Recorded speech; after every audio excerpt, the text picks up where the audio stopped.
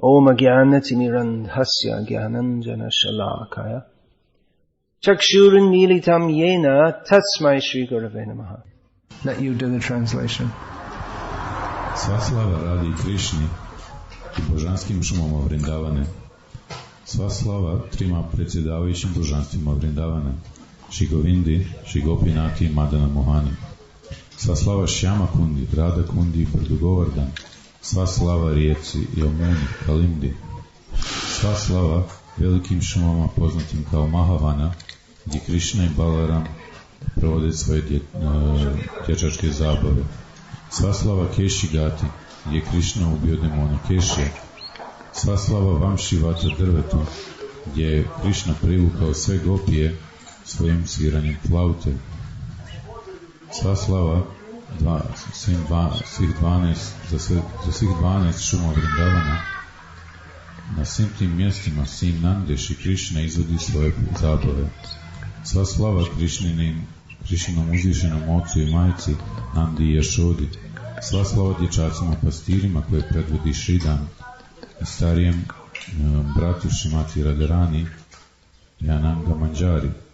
Sva slava kravama i teladi Vrindavana. Sva slava Radima božanskom ocu i majci Vrišabanu i preljepoj Kirpidi.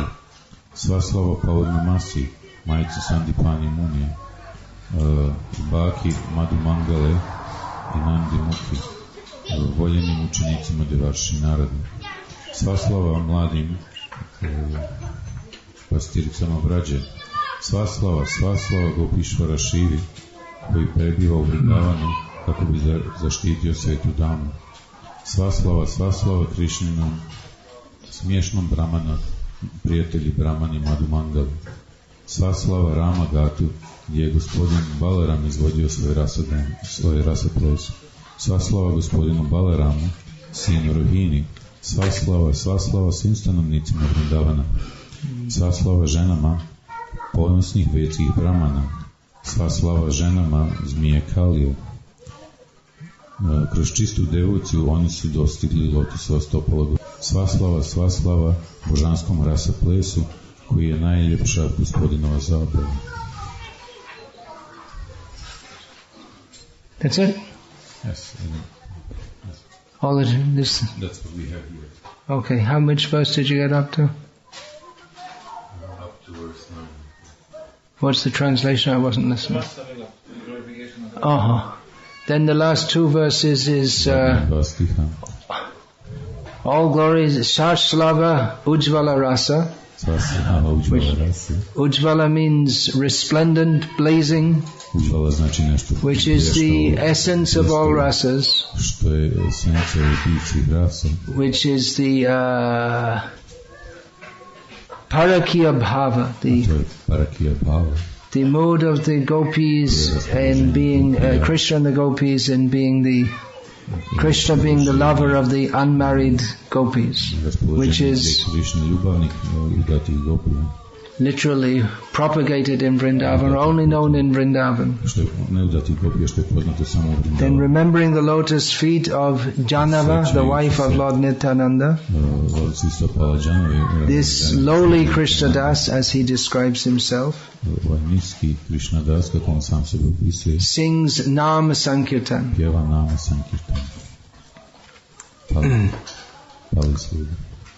Yeah, everyone please move forward as we hope that more devotees will recover from the midday assault on the stomach, which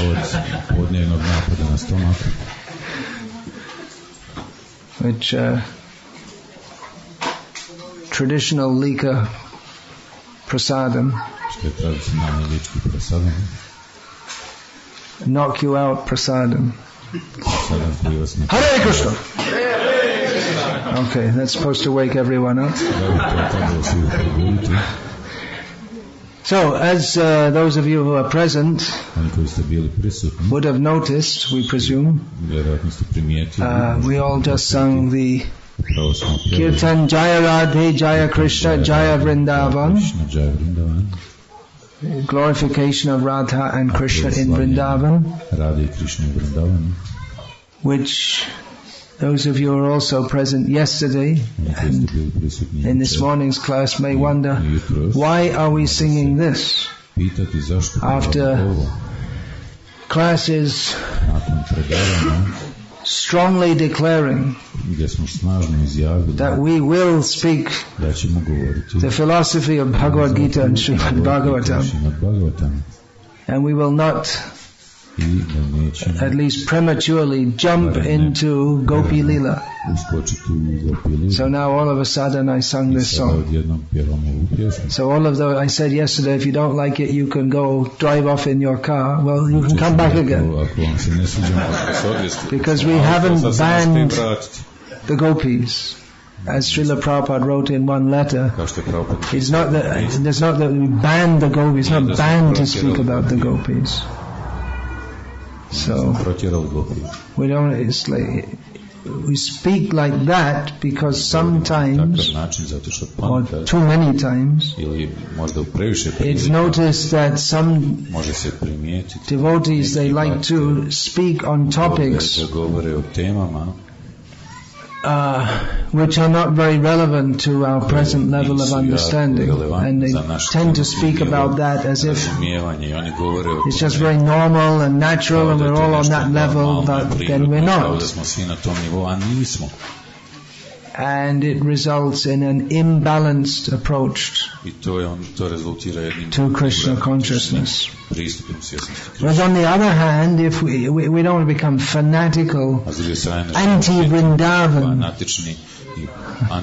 don't go to Vrindavan, don't ever think of the Gopis. Well, that's just actually the opposite of what we're supposed to be doing. Aradha Bhagavan Vajay Chaitanya Taddhama Vrindavanam. The Chaitanya Mahaprabhu's teaching is to worship Aradhya Bhagavan. First of all, established that we should worship Bhagavan, the Supreme Personality of Godhead. But then who is that Supreme Personality of Godhead? He, paradoxically, he is, you got that word, paradoxically? Yeah. He is the son of the king of Vrindavan, namely Nanda Maharaj. So that's a paradox, isn't it? We're worshipping Bhagavan, which means the Supreme Person, and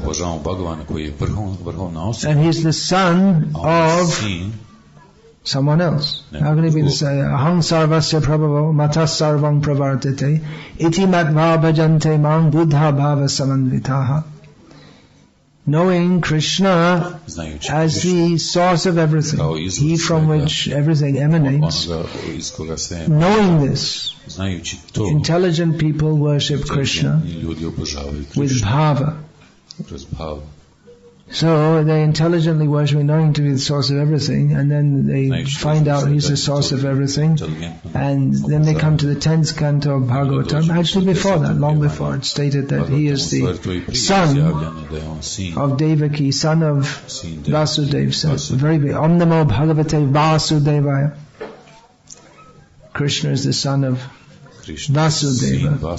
So it's a paradox, but that is the very nature of the Supreme Personality of Godhead, that He makes himself, or He accepts to be subordinate to His devotees. We find in the beginning of the Bhagavatam, it is described, again, everything comes from Him. Janmadhyasya yataha. He's completely independent. Swarat. This is the definition of Bhagavan. How the devotees define Him. But then later on in Bhagavatam we find He defines Himself. Aham bhakta paradhina nahi asvatantra iva dvija. I am not, he says, I am not independent. I am dependent on my devotees.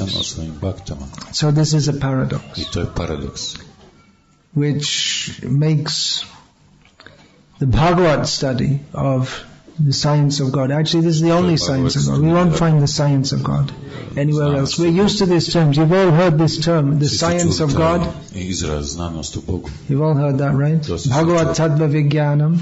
But we won't find this anywhere else. I remember I first read in Prabhupada's book, spiritual knowledge. Now we hear the term, but when I first read it, it sounded to me very strange, because we don't think of spiritual knowledge. We think there's knowledge and there's spiritual, but not spiritual knowledge. Spiritual means belief or some mystic experience, but spiritual knowledge, and even to think that there can be spiritual science where it can be described. I mean, the whole of Islam, as we were just discussing, it's considered a sin to even think that you can know anything about God or there's anything knowable about Him, which makes it very strange how you're supposed to surrender to Him and have full faith. But at the same time, if you even think that you can know anything about Him, it's a sin. Him doesn't even fit the word. So spiritual knowledge, Bhagavat Tattva Vijnanam Mukta Sangasya Jayati.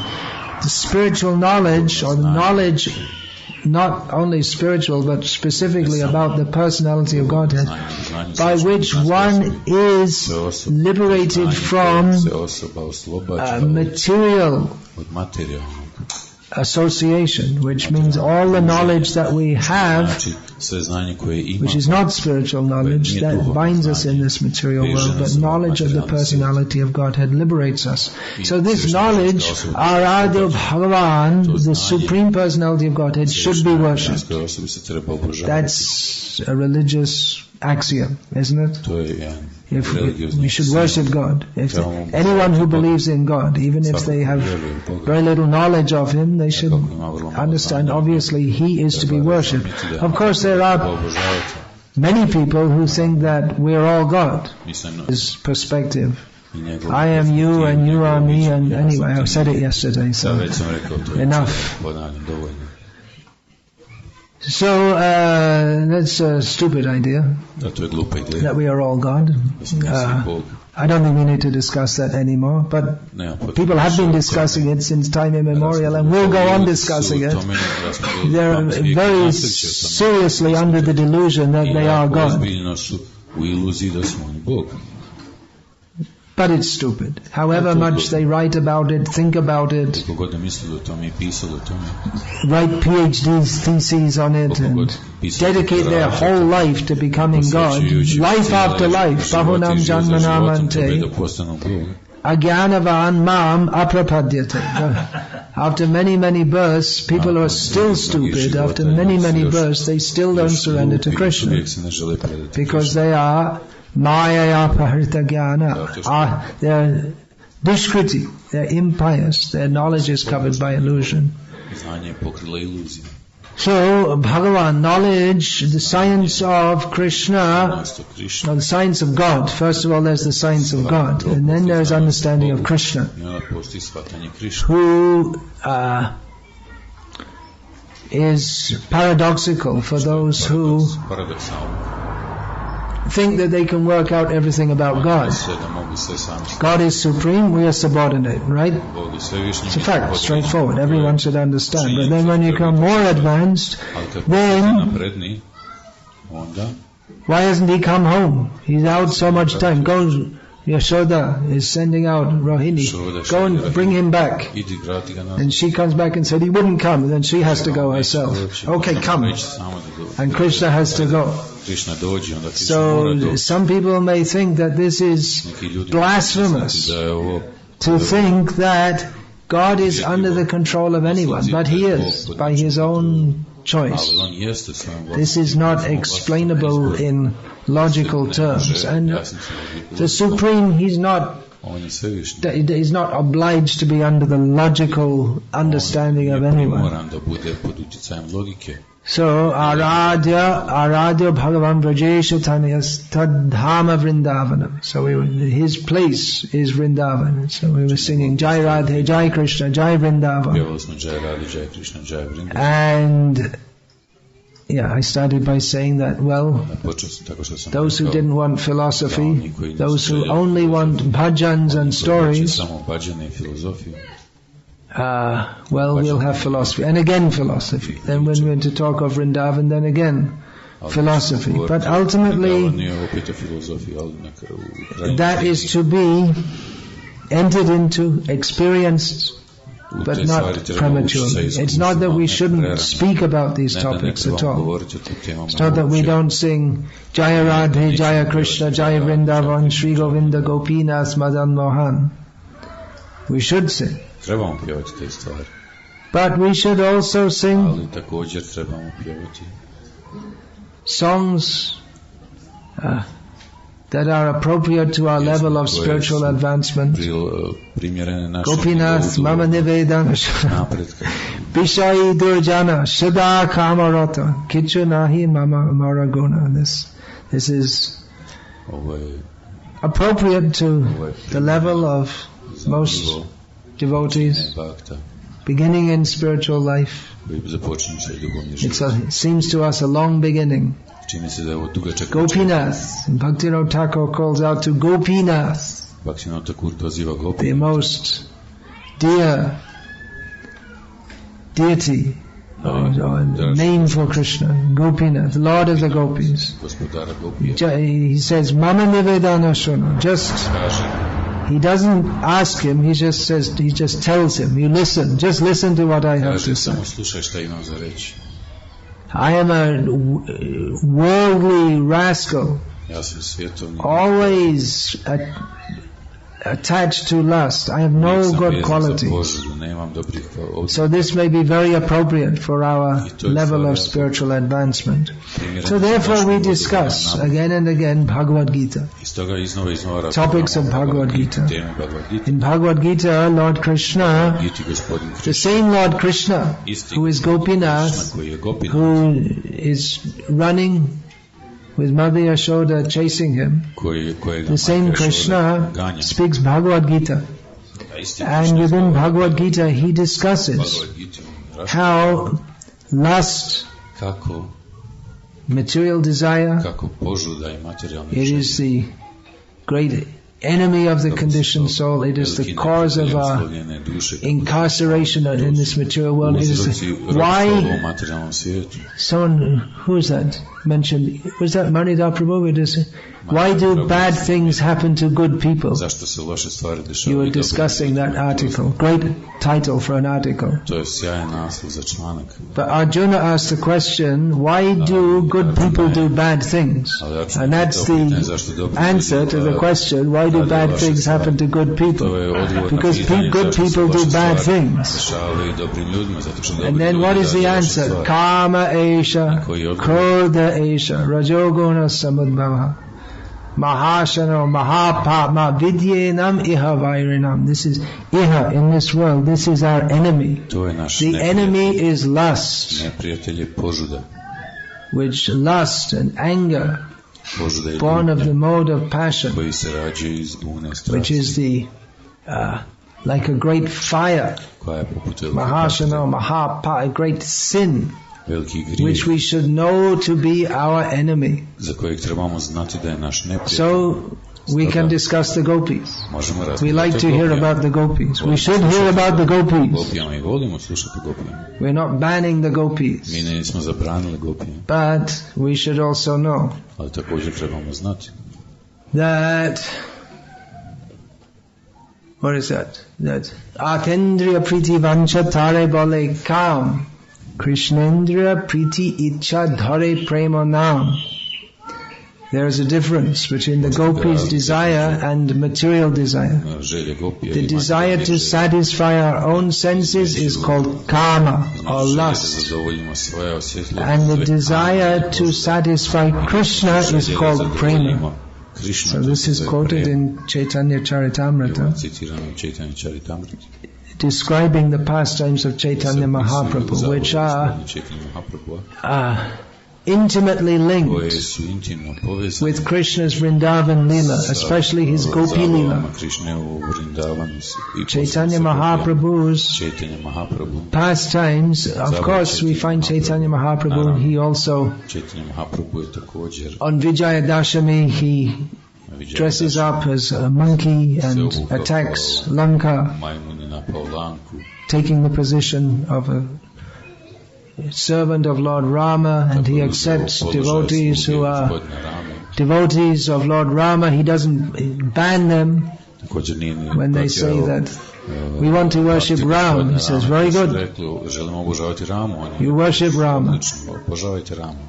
So he is Krishna, who is Akhila Rasamrita Murti. He is, Krishna himself is the emporium. You have that word? It means like a big bazaar where you can get everything. Storehouse of all rasas. And actually even Jara rasa, even the mundane rasa. That's not there in Krishna, but yeyata mang prapadyante tang sathaiva bhajami aham. Krishna reciprocates with everyone as they reciprocate with him. So if we think Krishna is someone mundane, Krishna will treat us like that also. So all the rasas are there in Krishna. Chaitanya Mahaprabhu, it's specifically said that he came to propagate Bhakti, Chari Bhav, Dasya, Sakya, Vatsalya, Madhurya. He came to propagate pure Krishna consciousness in the mood of a servant, the mood of a friend, the mood of a pet of Krishna consciousness is in the mood of, as is stated in Chaitanya Charitamrita, in the mood of Radharani at the time when Uddhava came to Vrindavan. She's feeling great separation. And Uddhava came, and at first they thought Krishna would come, then they were disappointed, and then there was so much talk of Krishna. So this is Chaitanya Mahaprabhu's intimate Leela. So we can hear these things and discuss these things. And Pujala Raga Pata, Gaurava Bhanga, this Bhaktisiddhanta Saraswati Thakur stated that this Raga Pata, or the path of pure attachment to Krishna, that we don't reject that. That is our aim, to enter that path. But we worship that path. We worship the devotees on that path. It's not that we artificially try to pretend that we're on the path, but we worship that path. And ultimately the goal of the Gauriya Vaishnavas is to go beyond even the initial understanding of God as a person, and to be extremely personal with it. As one of my godbrothers told me many years ago, Srila Prabhupada, he was present when Prabhupada said that my only desire is to go to Golok Vrindavan and steal Krishna's lunchbox. More evidence for those who... Anyway, who is Prabhupada? So the purity is required. Complete purity. Anyone who steals Krishna's lunchbox with any desire other than to please Krishna becomes a worm in stool. Anyone who insults Krishna without that intimate relationship with Krishna, he also becomes a worm in stool. There are many worms. That we find that Arjuna, he said, I insulted you, Krishna. He was apologizing that sometimes I would insult you. And he mentioned pramada and pranaya, that out of madness or out of love people can insult Krishna. So love is also madness, but another kind of madness is to, like Shishupal, insult Krishna. When the Gopis insult Krishna, Krishna is very happy. When Shishupal insulted Krishna the 101st time, Krishna cut off his head. He didn't cut off the Gopis' heads. There's no question. So there's a difference between the pure desire of the pure devotees and the impure desire. Karma, Atendriya priti vancha tare bole kama. Material desire is that which binds us in this material world and is very different from the pure spiritual desire of those who cannot imagine anything but to please Krishna. We are discussing again and again and again and again and again and again. We have to please Krishna. We have to serve Krishna. And then we hear yes, yes, yes, and immediately we think how I can satisfy my own senses. We are diseased. So our disease is to be rectified. And the medicine, bhavoshadhi, the medicine for material life is to hear about Krishna from devotees. How does that verse begin? Bhavoshadhi. How does that verse begin? Nivrittatasha rupagiyamanas. Those who are actually free from material desire, they can actually glorify Krishna. They will take pleasure in glorifying Krishna. Otherwise we take pleasure in glorifying ourselves. We're supposed to glorify Krishna's Nam, Gun, Rup, Lila, name, form, qualities, pastimes. But our disease is that we like to hear our own name, form, qualities and pastimes. If we hear someone is speaking, we listen. Are they praising me or what? What's going on? Are they praising me or are they insulting me? And we like to hear someone will glorify. We may even glorify ourselves. In the absence of anyone glorifying ourselves, we may think of our own great qualities, our own activities. We like to speak about ourselves. I did this, I'm going here, I'm doing this. Maharaja says this one, ahamkar. Aham. I. That which makes our sense of I-ness, ahankar, that which makes me I. So proper ahankar is aham Krishna dasa. I am the servant of Krishna, and anything else, I am Croatian. I am a man, a woman. This is my husband, this is my wife. This gives our sense of identity. So this is all opposite to love for Krishna. Ahamkar, Nam, Gun, Rup, Lila, my activity. Yeah, we like to glorify our own name, fame, glories. But Krishna conscious means to glorify Krishna's name, fame, glory. So the pure devotees, they cannot think of anything but to glorify Krishna. And for ourselves, we have our own desires. There's a big difference.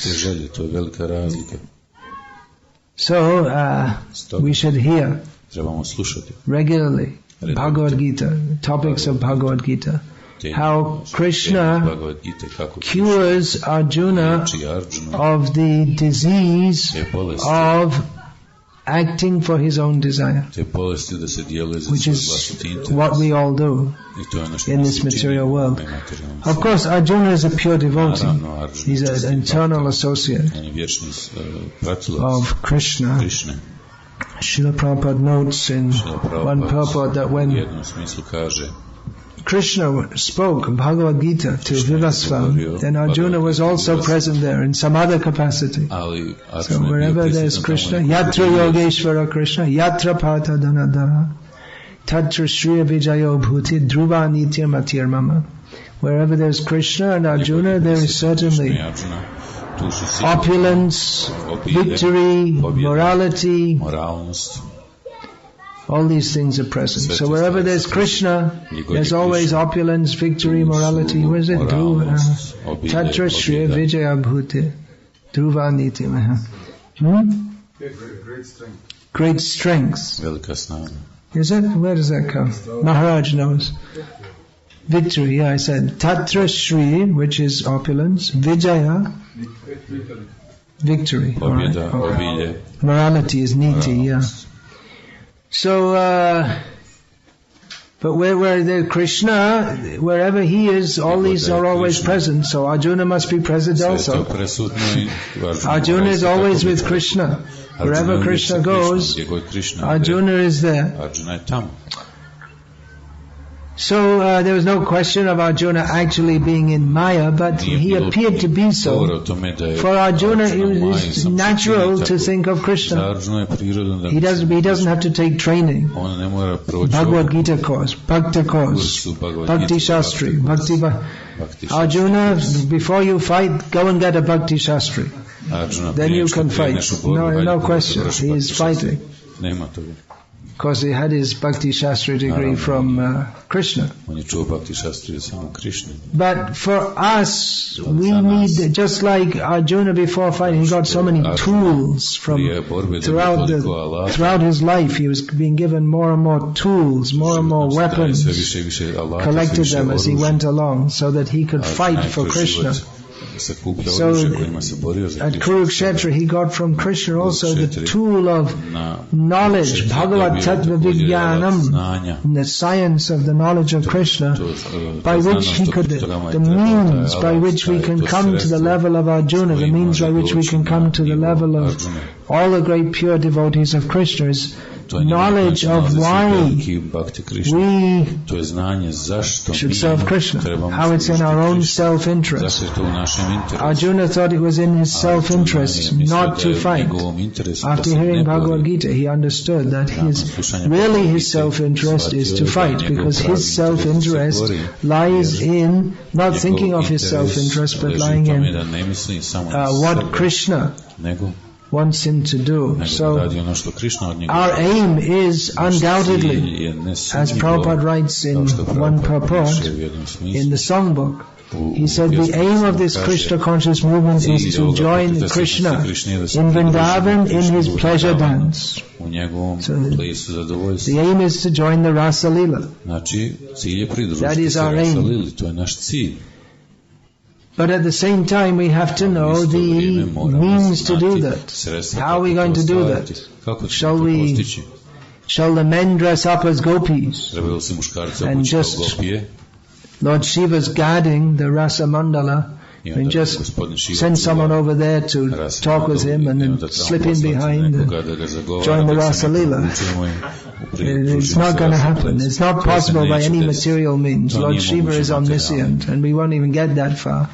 And Krishna, even though he's dancing with the Gopis and appears to be a great enjoyer, which he is, he's the greatest enjoyer, but he's also, he never stops being Bhagavan. So we can't get in illicitly. We can't, by dressing up as a gopi or having a sex change operation or something.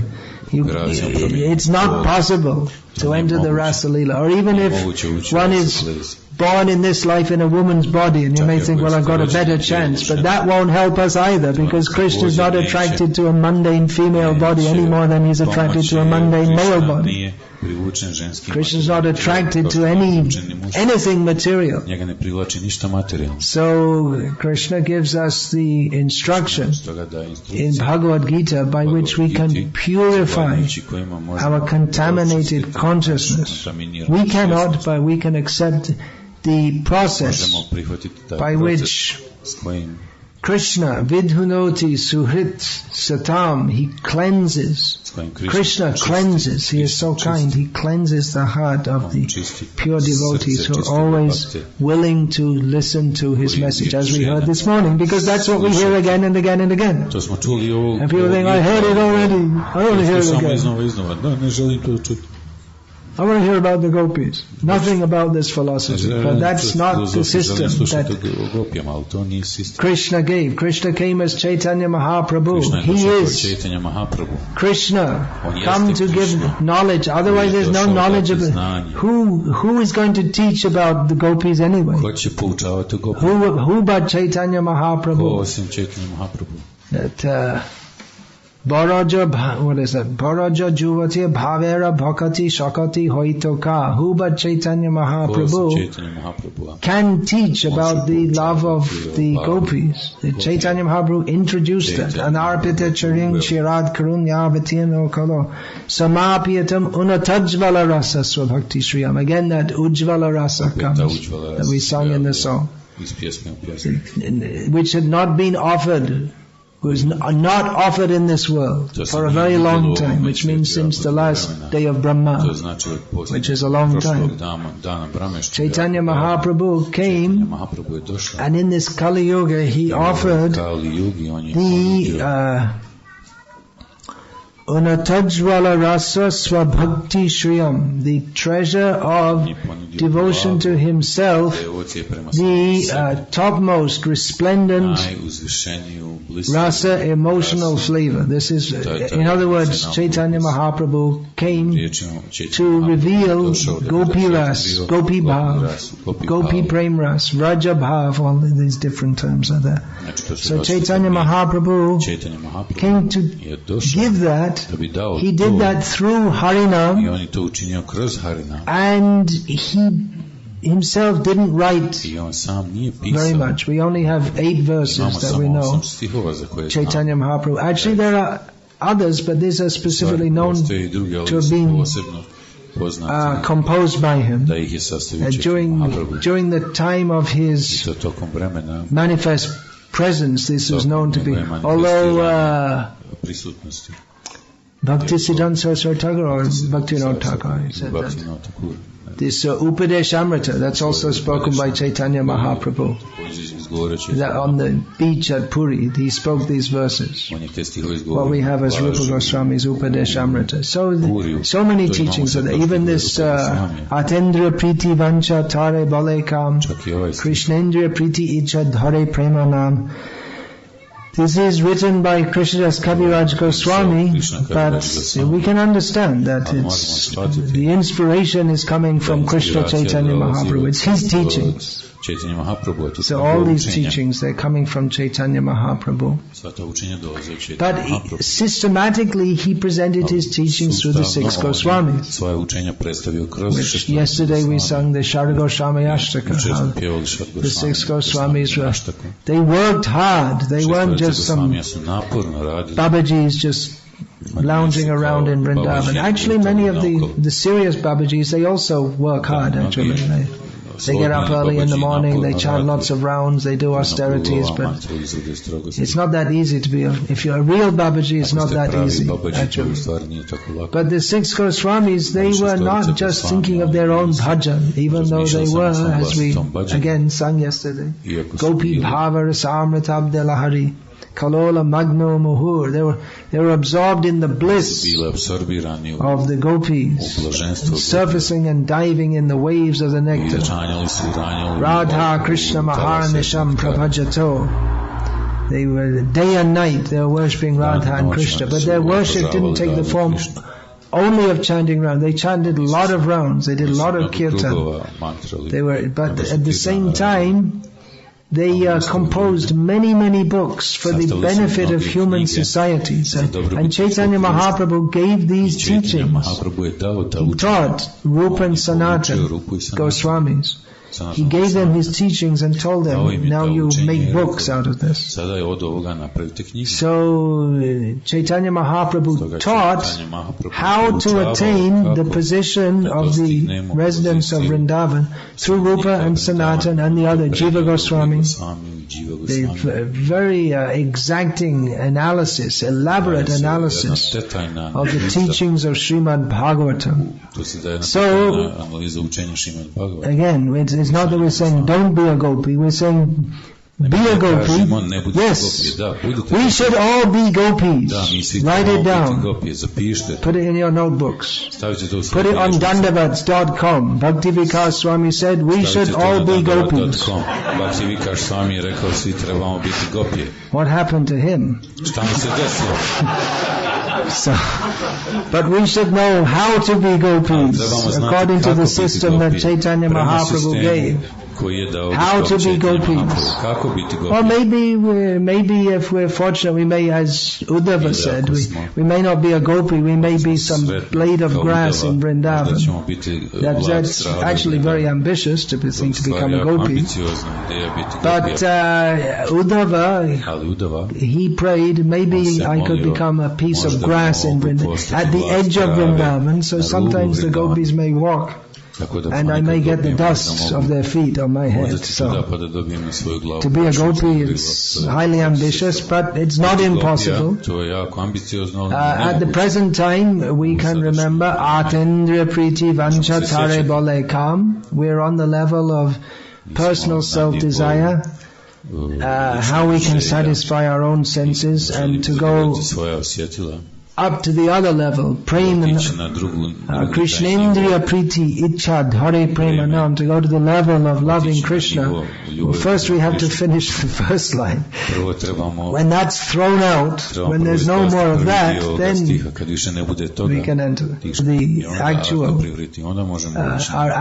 Anartha means that which is meaningless, that which is useless, unnecessary. So when that is fully negated, then there's the question of artha pravritti, entering into our real necessity. So we should become gopis, but we should know how to become gopis. Gopi or gopi bhartur pada kamalayo dasu das anudasa das. Chaitanya Mahaprabhu actually didn't teach how to become a gopi, but he taught how to become a servant of the servant of the servant of the servant of Krishna, who is the maintainer of the gopis, lover of the gopis. So, we should know how did Chaitanya Mahaprabhu teach us that? How did he teach us to be? Well, what is the path he gave? He didn't say to dress up as a gopi or forget the Bhagavad Gita, hate Bhagavad Gita. He didn't say that. He himself quoted Bhagavad Gita, we find so many times.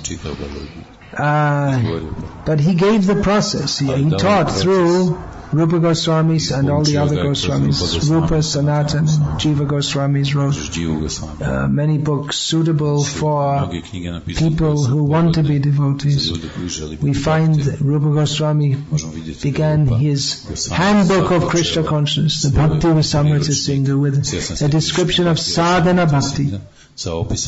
Under Chaitanya Mahaprabhu's direction, he gave this. What we should do, what we should not do. Gopal Bhatta Goswami, Sanatan Goswami, they wrote of Sharanagati. What is the path of surrender that we have to follow? And Bhaktivinoda Thakur, he analyzed that Chaitanya Mahaprabhu, how did he teach? How did he teach Krishna consciousness? What did he come to do and how did he teach? We can see this whole series of songs, Sharanagati, this most valuable guide in Bhaktivinoda Thakur's songs, and for devotee, the various kirtans, there are collections of Bhaktivinoda Thakur's teachings and spiritual emotional experiences. He teaches many songs suitable for those who would be devotees. Those who are aspiring to be devotees, teaches us how to be devotees. Manasa deho geho jo kichu apilantu apade nandakisha. All these, so that my mind, body, house, everything I have offered to you. I'm offering to you. So there are so many songs like this which are suitable. And then there are songs also for those in the stage of perfection. He gives everything there. So that's all within the process of Sharanagati. It's not that we surrender to Krishna and then we forget. But even in the highest stage, Bhaktivinoda Thakur shows in that series of songs that devotees are always in the shelter of Krishna. So he begins that series of songs by saying, Shri Krishna Chaitanya Prabhu Jibai Daya Kari Shapashada Shia Dhama Shaha Avatari. he says that Sri Krishna Chaitanya Mahaprabhu, Sri Krishna Chaitanya, being very merciful to the jivas, appears along with his associates and his own dham. He descends. And then he describes all the processes of Sharanagati, Anukulyasya Sankalpa, all this. Then he finishes the song by saying that Bhaktivinoda kahe amito adham, what is that? Shikai Sharanagati karaho uttam. He says that I am the most fallen. Then you teach me Sharanagati by which I may become topmost. So Sharanagati, the process of surrender, taking shelter of Krishna. And the line before that is Shikai Sharanagati, Bhakatera Pran. This is the process of Sharanagati is the very life of the devotees. So this is the teaching of Bhagavad Gita. Sarva dhamani paradita jamamekam sharanam raja. Sharanam, taking shelter of Krishna, surrender to Krishna. All that Krishna teaches in Bhagavad Gita leads to this. Manmana bhava madbhaktaha. Think of me, be my devotee. Surrender to me. And from there, Prabhupada explained that Chaitanya Mahaprabhu's teachings begin from this level, where what Krishna has given as the ultimate teaching in Bhagavad Gita. When we've been through all karma, jnana, yoga, overcoming material attachment, surrender to Krishna, and then Chaitanya Mahaprabhu takes it up from there. Then enter into Srimad Bhagavatam. The first verse of Srimad Bhagavatam summarizes all that Krishna spoke about himself in Bhagavad Gita. And the second verse proposes to kick out all cheating religion. There is some discussion in Srimad Bhagavatam, but not as much as in Bhagavad Gita about all different paths. Bhagavatam is a discussion of Bhakti. So all cheating religions, Dharma, Artha, Kama, Moksha, which are considered this religiosity, economic development, sense gratification and liberation. These are the subjects of or the goals of persons who follow the Vedic path. But in Bhagavatam, kicks all of those out. Fully, pra-ujhita, fully kicked out from Bhagavatam. Chaitanya Mahaprabhu also says the real subject is prem. Prem is the Purushartha. Love of Krishna is the ultimate meaning or goal of the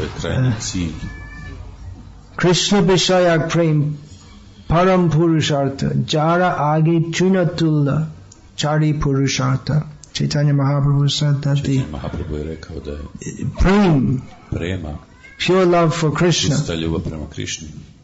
is the actual goal for every living person, every living being, in comparison with which dharma, artha, kama and moksha are insignificant. So this is the teaching of Srimad Bhagavatam and Vedyam Vasava Matravasa. This is the real subject. When you've crossed over all the Vedas, Shruti Vipratipannata, when we have heard all of these things in the Vedas and we come to this point, surrender to Krishna, then we can hear the message of Srimad, what is the actual message of Vedas. So there's the second verse states that Srimad Bhagavatam gives the ultimate knowledge of the Vedas, so that relates to the first verse and the third verse. There's Dehali Deepanai, that's called that. When you have a doorway and a light, that means like a lamp, an oil lamp, So it shines light inside and outside. You can inside the room you can see, and outside in the courtyard you can also see. So it shines light both ways. So like this, Vedyam Vasava Matrava, this is the real subject. So what is the real subject? In the first verse it's described, Om Namo Bhagavate Vasudevaya, this is the subject. Srimad Bhagavatam, understand the Krishna, the Supreme Personality of Godhead in all His greatness and all His opulence.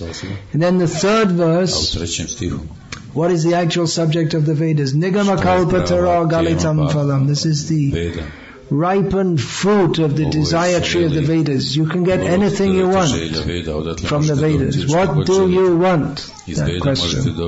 What do you want? Dhan, Jan, Sundari. We can get everything from the Vedas. We can bring people under our control. This Vishwamitra created a universe. It's getting pretty close to being God, it seems. Within Tantra you can do all kinds of ghostly things, all horrible things. There are many, all kinds of things you can get. But what if we come to the ultimate teaching of the Vedas, not how to imitate God, either in an extremely petty way, like the dog barking and people go past. That's also imitating God. Or even Vishwamitra creating a universe. That looks pretty good, right? For people who only conceive of God as the creator of the universe, Vishwamitra looked like he was becoming pretty close. Of course he was finished after that, he had no power left. So he had to start again. Okay, back to the austerities. Krishna didn't do austerities to become God. He didn't become exhausted after creating the world and have to take rest, and then the Jews have their Sabbath. It's because God is resting. Well, we have Deva Shayanam also in Vedic culture. Krishna rests 4 months. But that's his Leela also. So, the ripened fruit of the desire tree of the Vedic knowledge is Krishna not just bowing down. As Prabhupada, not just bowing down to him, becoming his servant, as Prabhupada sometimes said, why should we want to become one with God? The devotee becomes more than God. We're bowing down to God, He will bow down to you. That's what the demons want. But if we worship Krishna, Atendriya Priti Vanchatare Bole Kam, Krishnendriya Priti Icha Dhare Premanam. If there's no personal desire, if there's only the desire to please Krishna, then Nanda Maharaj may very rightfully, and without even saying, son, he should bring my slippers, and Krishna will bring on his head. And there's no thought, he's God, am I committing a sin? That's no thought whatsoever, because it's from the platform of pure love. It's almost inconceivable. It is inconceivable. Everything about Krishna is inconceivable. But that is the message of Srimad Bhagavatam. Pibata Bhagavata Rasamala. Go on drinking this. So this is the message of Bhagavat. So Vedyam Vasa Matrava. One side there's the opulence of God. The other side, okay, no, alright, he's the source of everything, Janmadhya Syataha, everything is maintained by him, everything is destroyed by him, he's independent, all-powerful, all-knowledgeable, the whole material, the whole cosmos, it seems to be real, it's a mirage, like the water seen on land, or what is that, water seen in fire, or land seen on water. He's eternally resplendent in his own dham, which is free from all... what's that last line? Dhamna svena sadani rastakokam. We're free from all illusion. So this is Krishna. We worship Him. Alright. And then the other side... Alright, that's all done. Iti matva bhajante mam. We already... Alright, Krishna is the Supreme. Bow down to Him. Go on bowing down to Him. And then there comes a stage when we bow down to Nanda Maharaj. This Chaitanya Mahaprabhu accepted. When he asked this Raghupati Upadhyay that who should we worship? Chaitanya Mahaprabhu's teaching is that Aradhya Bhagavan Brajesha Tanaya, that we worship Bhagavan who is the son of Nanda Maharaj. Then why not worship Nanda Maharaj? Krishna is worshipping him. So this Raghupati Upadhyay, he said, Ahamiha Nanda Bhaja, Ahamiha Nanda Vanda. So I worship Nanda Maharaj. He didn't say I worship Krishna. I worship Nanda Maharaj.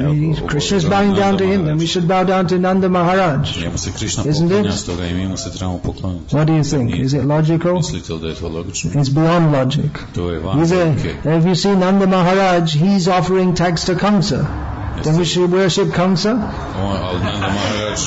How far do we take the logic?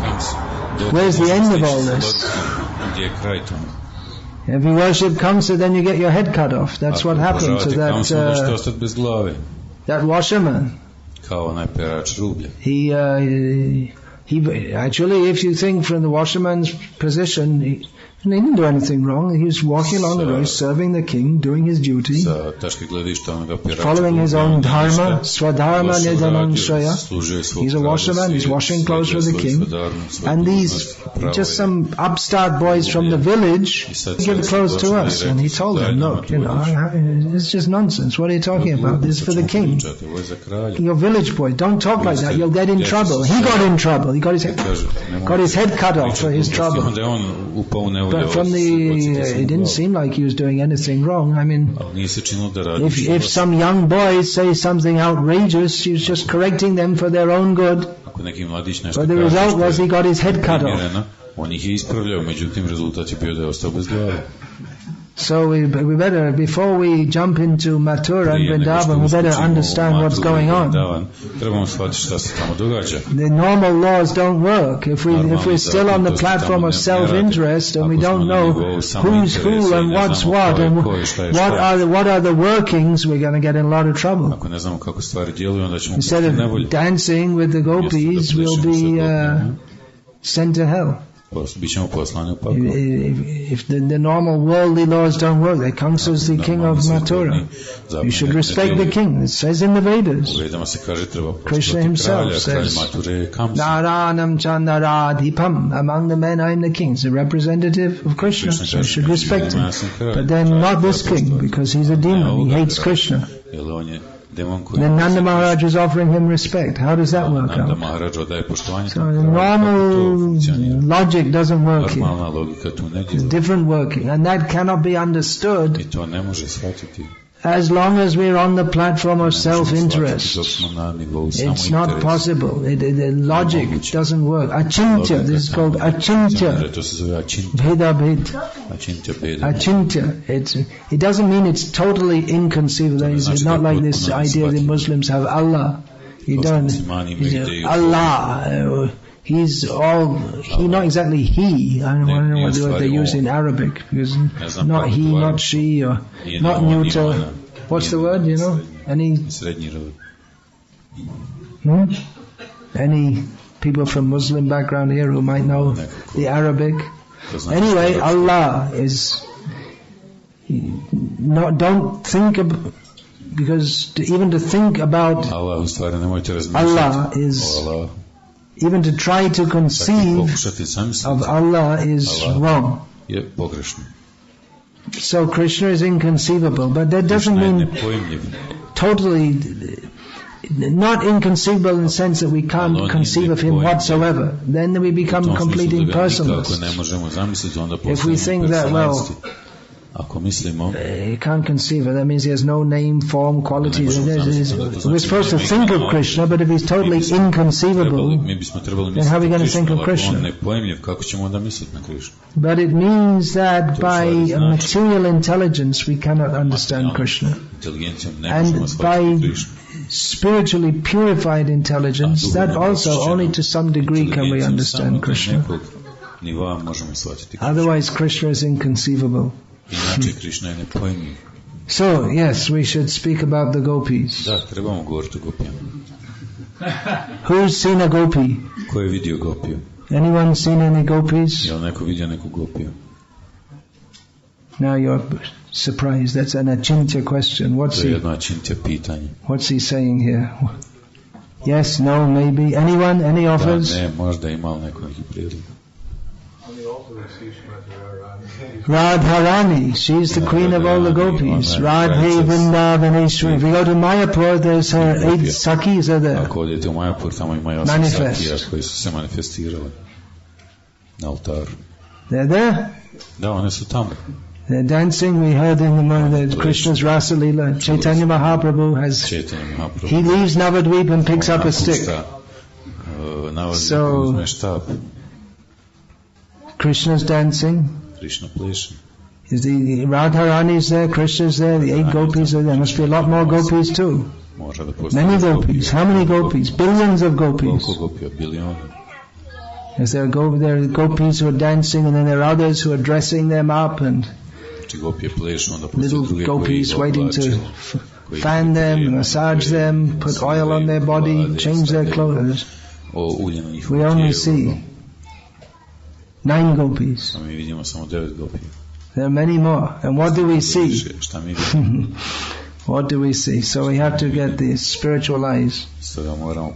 Okay, let's have a quiz. 8 gopis. What are their names? Anyone? Who's the first? No, not you, Maharaj. Come on. That's not fair. We don't ask we're asking the students here, not the professor.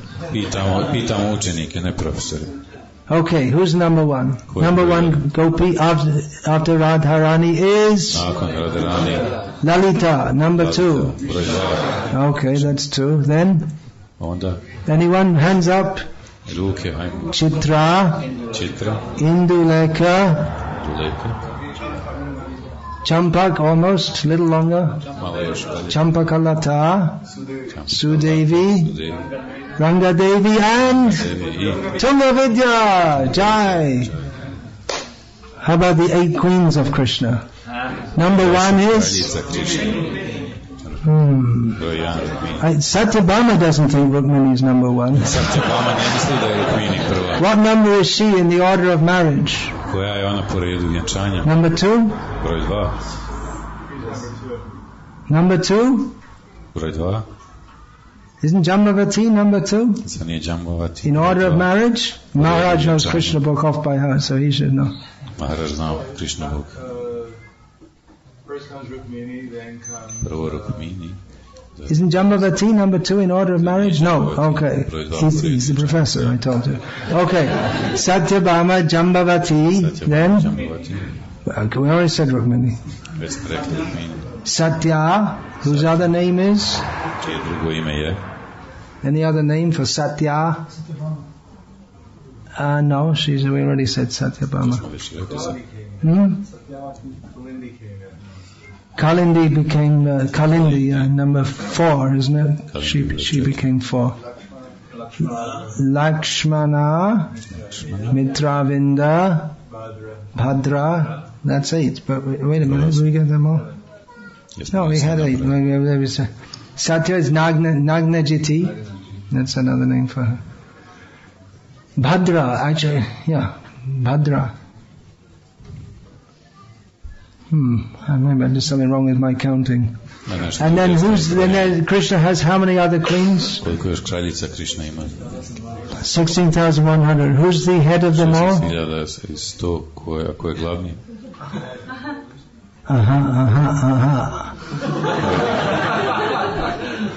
Who's the head of them all now? Rohini. Yes, Rohini. Not the mother of Balaram, another Rohini. Alright, there's our Krishna quiz. Little fun, life's fun. Everything's nice. Everything's blissful. And study Bhagavad Gita, also blissful. Gita Amritam.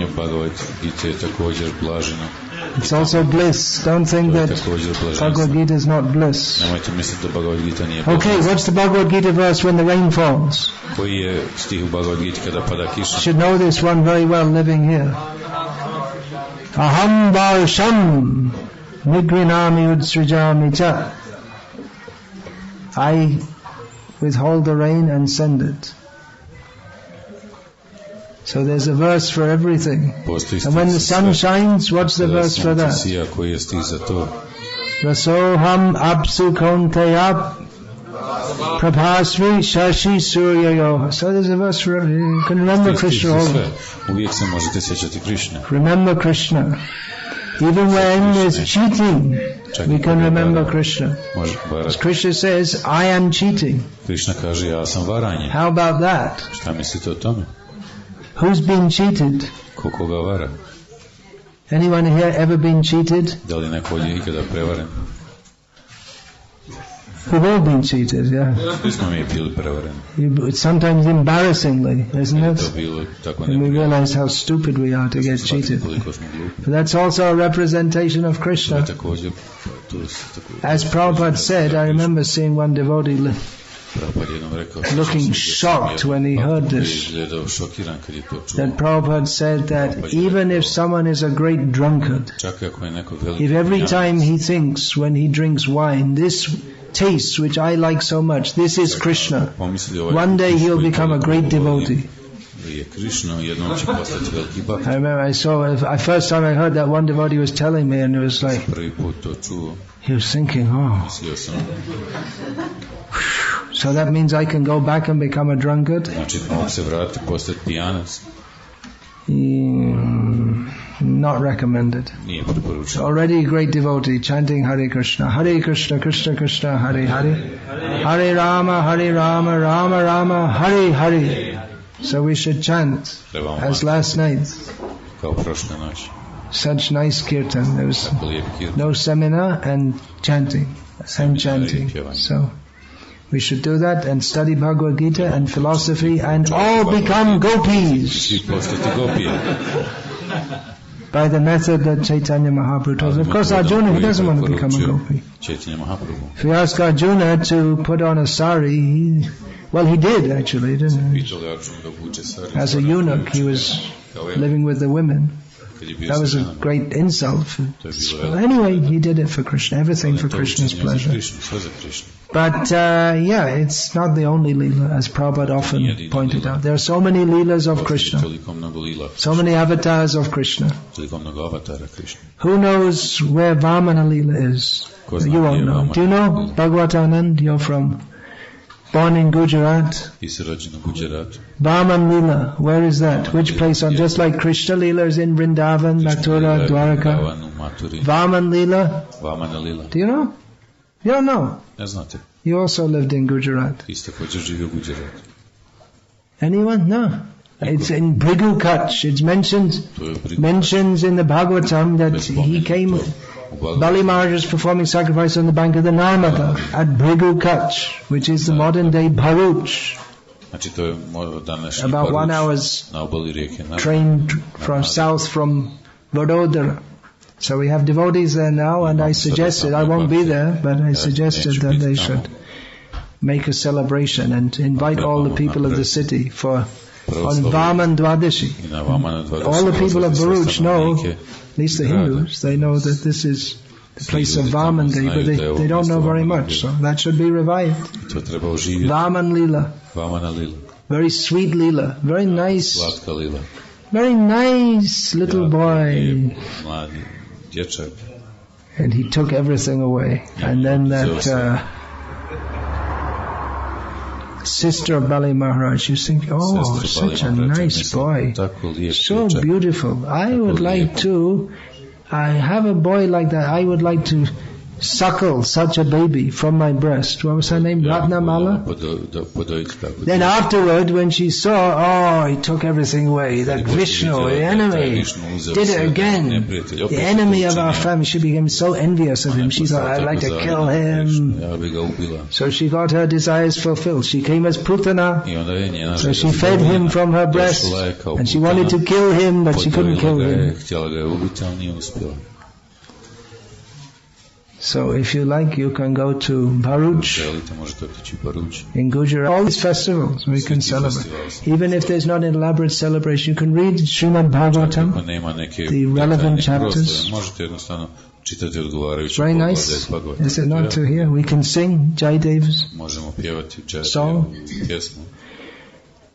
Shrinu Sukadam Shubhadam Bhavasaram. Hearing this gives auspiciousness and pleasure in this otherwise completely miserable and horrible world. So we can do that. We're not against Lila. We shall hear Lila, we shall discuss Lila, we shall enter into that. But let's do it in a realistic way. Not that one day we're talking of Gopi Lila and the next day then we're smoking cigarettes. Not like this. Not in a cheating method. In the method given by Chaitanya Mahaprabhu and the Acharyas. That we chant Hare Krishna, hear about Krishna, study Bhagavad Gita, follow the principles in our lives, all these different things. The subject matter of Krishna is the only subject worth hearing. There are many subjects, as Shrota Vyadini Rajendra Ninam Santi Sahasrasha. There are so many subjects to hear about. But Apashyatam Atma Tattvam, where's Jagannath Sutta? Is he there? He's not there, no. So there are so many subjects to hear about. But only hearing about Krishna will purify us. There are many interesting things. Many interesting things in the history of the world. So many interesting subjects. We can spend our whole life on the internet. With so many interesting things we can hear about. And the result will be we won't go to Krishna. Punarapi jananam, punarapi maranam. Punarapi janani jathare shayanam. Again and again getting born, again and again dying, again and again entering a mother's womb. So, better that we cultivate hearing about Krishna. We should do this. Camp is meant for that, right? And actually in India, in many ways, it's very favorable. Just like you're in Tamil Nadu, and then you can take all the devotees to some Divya Desham, holy place connected with Krishna. There's so many. How many in Tamil Nadu? About 80, is it? 76. 87 in Tamil Nadu. Who said that? 87 in Tamil Nadu. And then just over the border there's Melkote, and it means over the border means in Karnataka, in Tirupati, which almost became Tamil Nadu, but the government decided to give it to Andhra. Guruvaya, that's in Divya Desham? No. It's not Divya Desham. Is it? Yeah, Vrindavan. Then in Nepal, the Shalagram Muktinath. And there's two which we have to go back to Godhead, to go there. One is the Vaikuntha, and the other one is what? The Viraja? What is that? There are two. Two which are not attainable in this body. So all the rest are in India. But in one press conference, Prabhupada was in Fiji, and he was asked something about this, about India. Prabhupada said, make the whole world India. So it doesn't mean to build Tata truck factories in Croatia. That's not the point. Or to have an Italian housewife running the country. That's not what Prabhupada meant when he said, make the whole world India. It means the culture, spiritual culture. So that should be reproduced everywhere. Hare Krishna.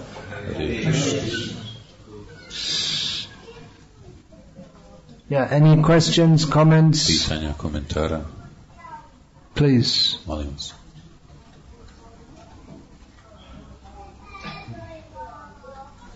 So what should we do? Should we become Gopis or study Bhagavad Gita? What's the conclusion of all this? study Bhagavad Gita, and become gopis.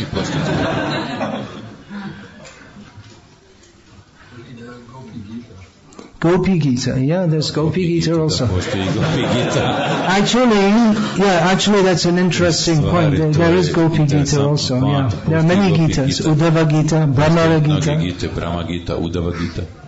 One of my disciples asked me about chanting Gopi Gita every day. She asked me, can I chant every day? So I said, yes, chant every day, but chant one chapter of Bhagavad Gita also. And read Bhagavad Gita as it is every day also. So it's not that there's no rejection, not at all. That is our worshipable aim and object. But step by step also. We should know that Divya Prabandha gave me yesterday this Dhanjan Sundari, how to be free from Dhanjan Sundari.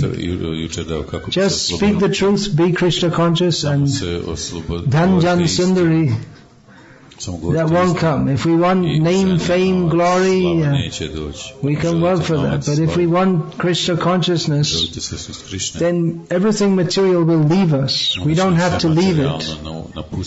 We don't have to throw away the money in our pockets. But if we speak the blunt truth, as it is not liked by most of the people of the world, then the rich people who like to sponsor religion that will flatter them, they won't come. We won't get many followers. If we tell all the beautiful young women that your body so beautiful is simply a bag full of smelly pus and blood, we won't get many followers, because the men don't like to hear this either.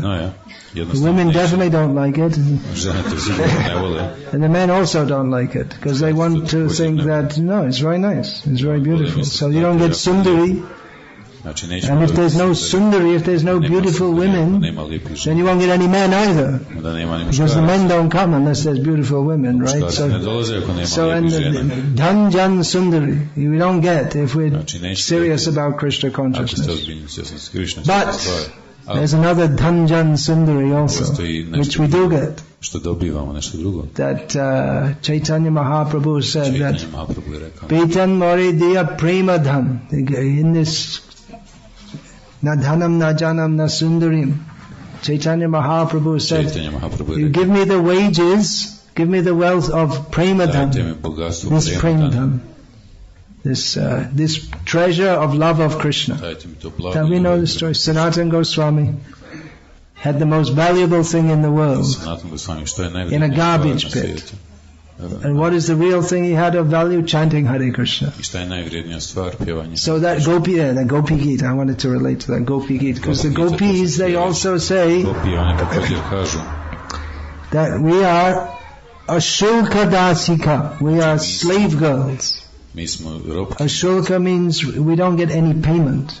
They were slave girls, it means. Right? They made themselves slave girls to Krishna. So they didn't get any payment. But they got the payment of Premadhan. There's not that Krishna gave it to them. Okay, you take this much, you take that much. But by their love for Krishna, as Krishna himself said, they had from Krishna. Krishna is akinchandhan. He is the property of those who have nothing. When we have nothing, then we can get Krishna. And if we have something, any other interest, then we don't get Krishna. So Dhanjan,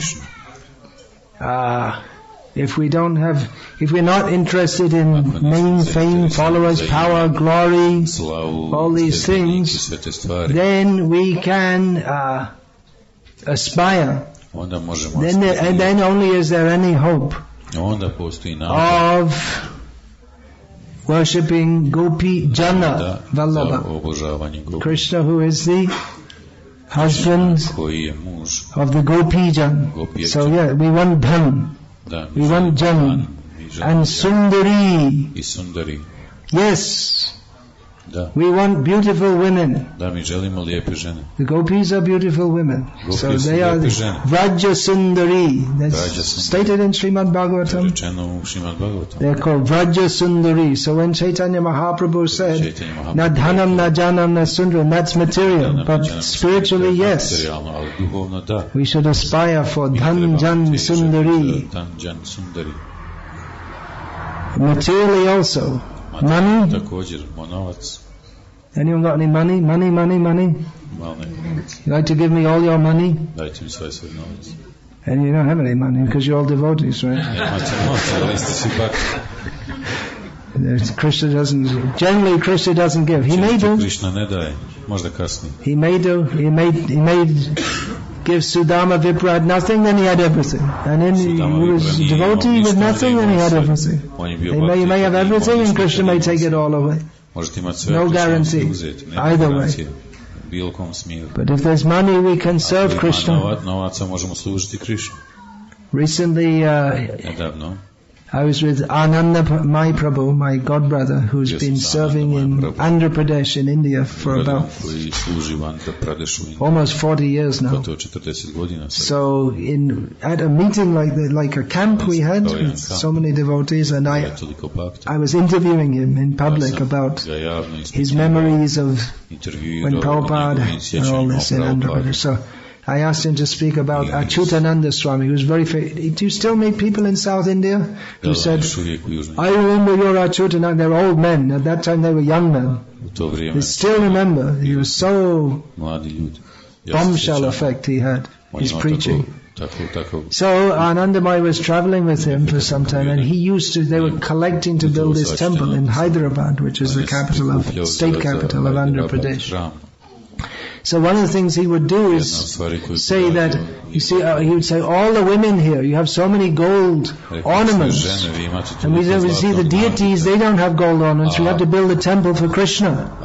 And how can you keep your gold ornaments? You should give them all to Krishna. And so many people, so many women would come and give their gold ornaments. And he gave it all to Krishna. And then the next day, one young woman came up to me and gave me her gold bangle and said, please take it and use it for Krishna. I didn't ask her, but she got the idea. But here you don't have gold ornaments, as Prabhupada noted. In the Western countries, they don't have any bangles, and if they do, it's plastic. So which is the poor country? In India you'll see every woman, unless they're a modern computer software engineer or something, or unless they're extremely full, they all have some gold. Even the toilet, you don't call them bungis, otherwise you'll go to prison. It's they'll have at least some gold earrings, something they'll have. And in the West, maybe they'll have a gold ring. That's all, maximum. So anyway, if you have any money, give it all to me.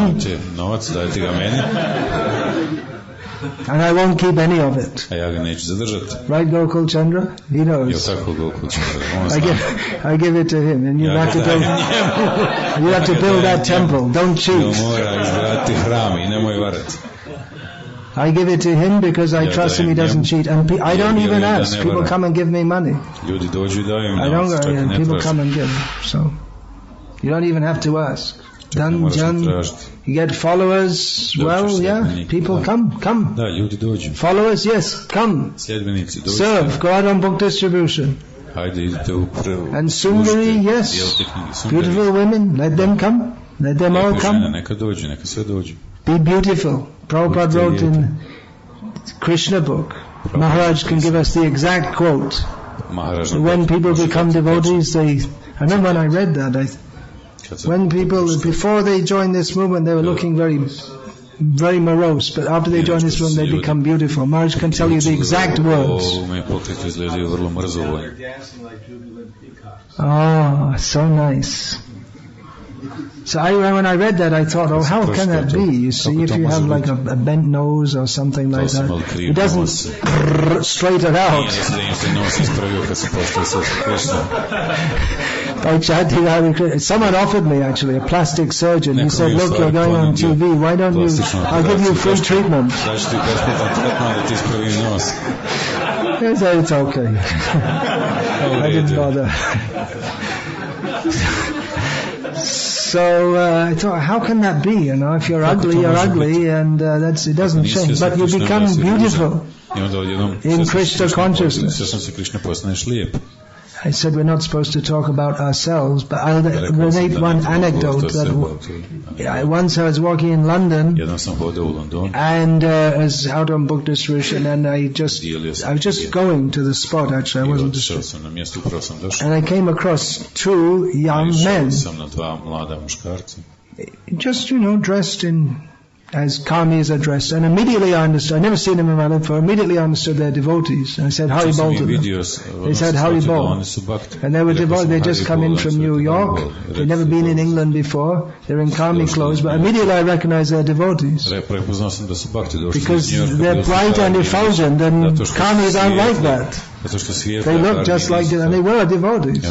So they were beautiful by their Krishna consciousness. I heard, I don't know if it's a true story, many years ago that when devotees were distributing books in the airports in America, that some guards had given the new guards, they were instructed how to catch the Hare Krishna devotees who are selling books. You see, they have a hat, and they have this big bag on their shoulder, and they have a big smile on their face. So if you see anyone smiling, arrest them immediately.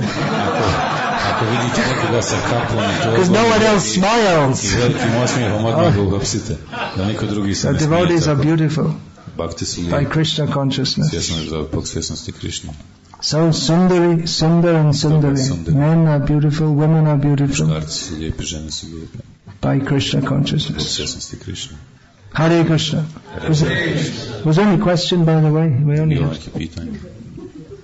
Yes. According to Bhagavad Gita, the four categories, Brahman, Kshatriya, Vaishya and Shudra. Now that washerman, he was doing his duty. So why Krishna cut all his hair?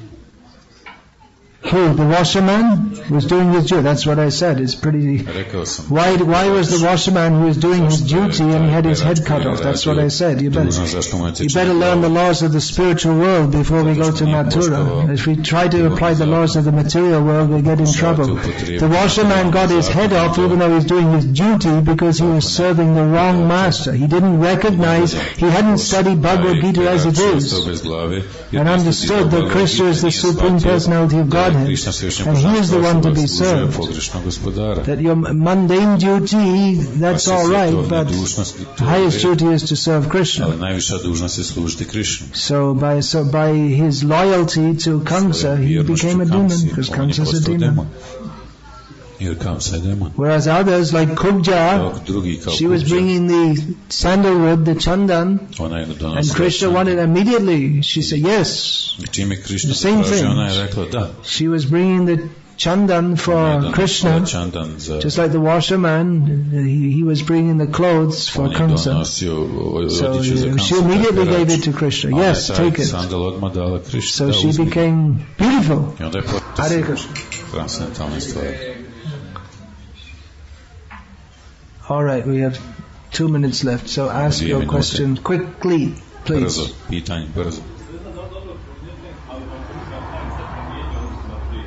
I don't know if I noticed correctly, but Bhakti Swami has changed from before.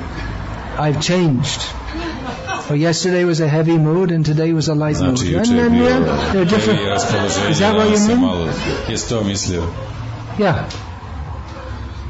Yeah, because I was...